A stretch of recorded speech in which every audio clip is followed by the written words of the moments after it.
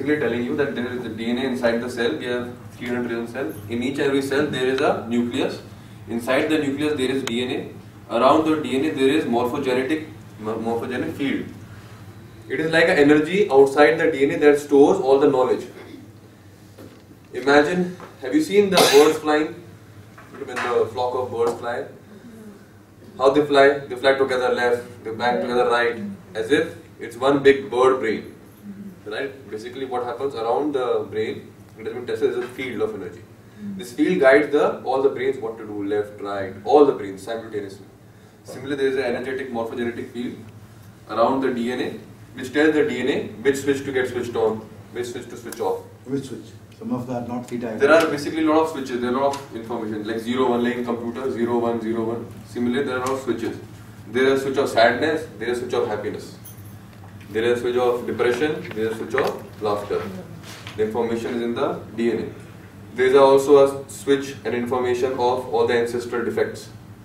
The grandfather having issue with his father. Somehow something happening in some DNA, the information gets to. So your father talks to you simply something, that switch opens up and you come to the result which your great grandfather had with his son after fighting for 20 years. You have that result on the first day when you fight with your father. It triggers, the switch triggers. So you are taking the karma of the great grandfather fighting with his son after 20 years, all the happiness they had, all the regrets they had, all the remorses they had. When the great grandfather went to light, his son was crying, oh, had he been able to change with his father. With you or with your children, it would just trigger the first fight because all the information of all the fight is there. Okay, this is which he is talking about.